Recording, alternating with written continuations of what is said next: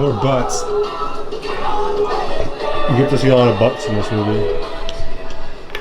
Yeah. Post-training, post-epic session, amazing workout.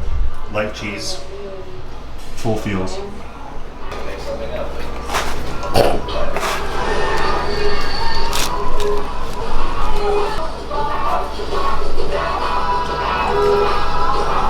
I could literally eat pizza forever right now. It's good.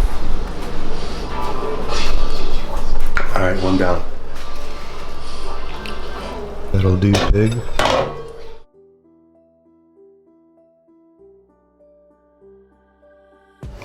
This was worth it.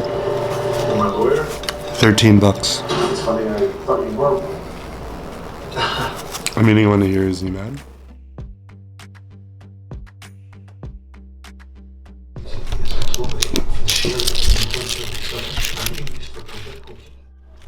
Of course. Damn. 10 out of 10 sound effects. Ooh. Oh.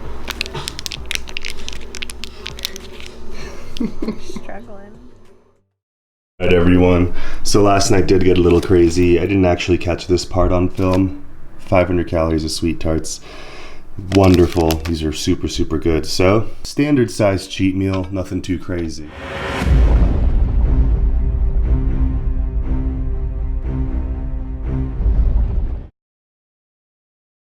Shoulders relaxed, jaw, the heels are coming to a cross-legged seat. Take the hands around the rib cage, just like I'm doing here, so thumbs in the back, fingers in front.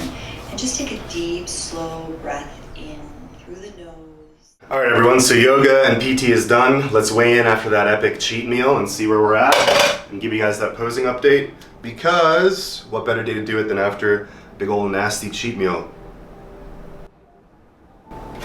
So as you can see, 207.8 with a couple cups of coffee in me, so we'll call it a 207 morning weight. Let's pose. The lighting's not very good. I have these super white fluorescent lights, so I gotta change this if I want to pose or get a posing light up, but let's try this today and see how it looks.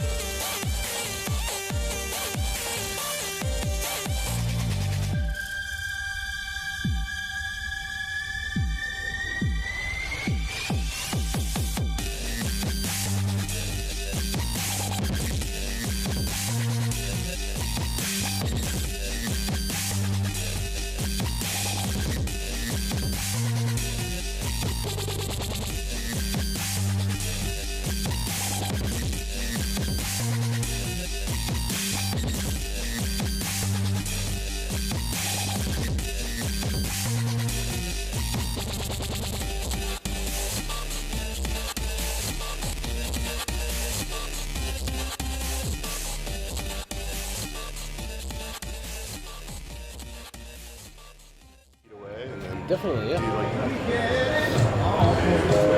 It's 10 millimeter, now 18 millimeter.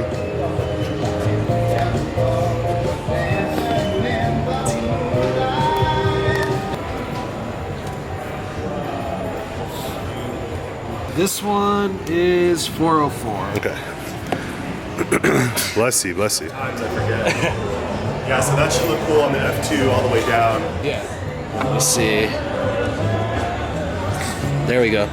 Should look pretty cool. Yeah, because I'd love to be able to like have be able to record like that, where it's like just kind of my head floating like that. Oh no, let me see. Well, what I like about 35s is they are definitely, here, let me make sure. Should be pretty on. There we go.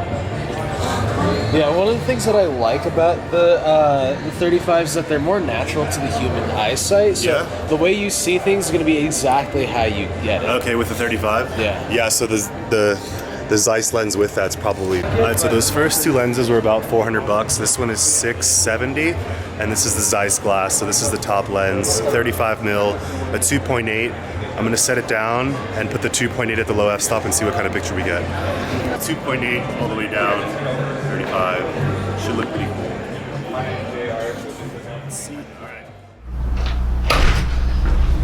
And that's a wrap. Thursday, May 23rd, officially done with my tutoring job.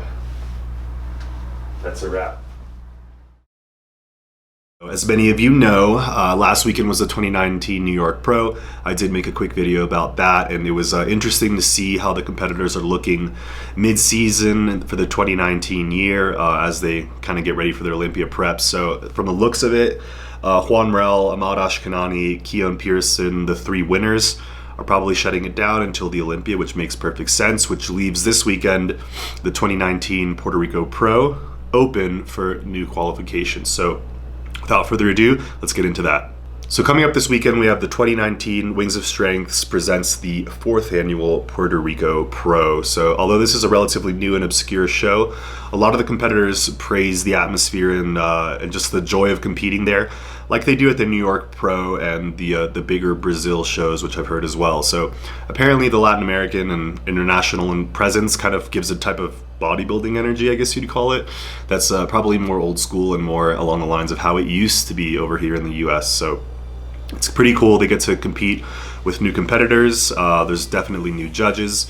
And the show is kind of its own style because the Wings of Strength promotes it, and they're basically the only promoter and supporter of women's bodybuilding overall as a whole in the IFBB. So the show is small, but it's important for a lot of reasons, and we'll see what competitors have made it down there to spice it up a little bit and bring some of the US competition down to Puerto Rico. So beginning with the Classic division, you can all clearly see how the competitor list does hold a good amount of competitors, but many of which aren't really too popular in the American circuit of the IFBB.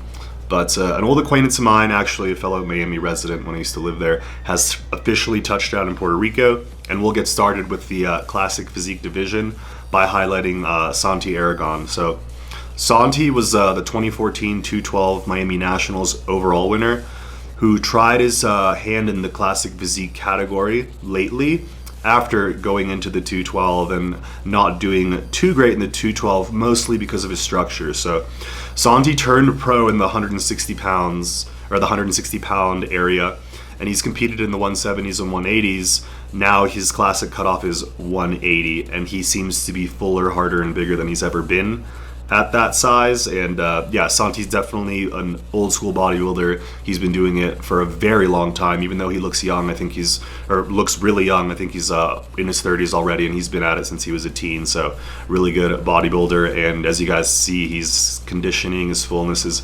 nasty. So aside from him in the Classic Physique division, I don't really see any other big names or any names that are something that someone who I follow or I think have a big impact in the IFBB. So to keep this short, we'll move on to the 212 where it's a little more exciting. All right, so moving on into the 212, we see a bigger division, but one that isn't extremely stacked. Aside from Justin and Eduardo and Brett, I've never really identified these guys in a lineup, at least for the 212 recently.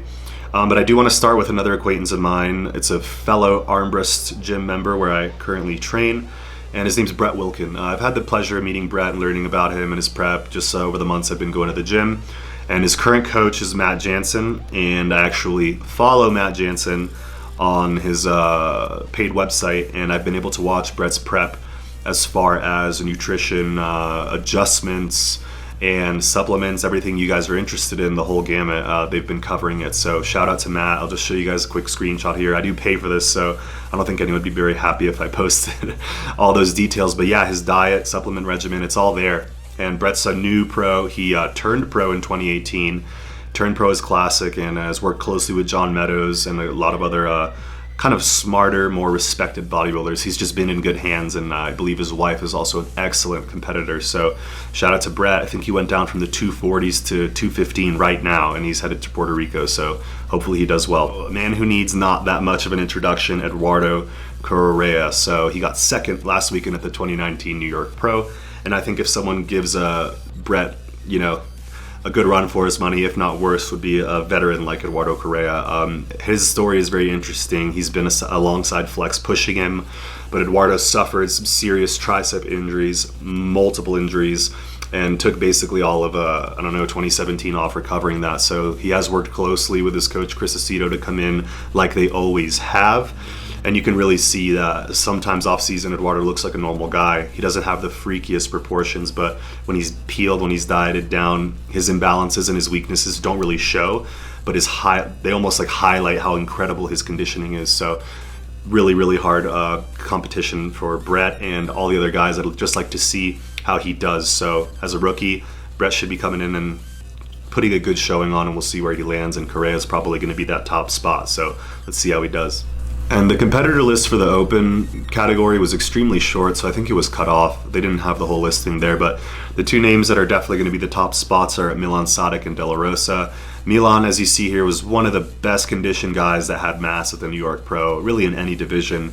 He really brought like a 90s look to the show and placed third. Milan Sadek also has an interesting story because he had a few hernia surgeries over the past 3 or 4 years, one which was in 2016.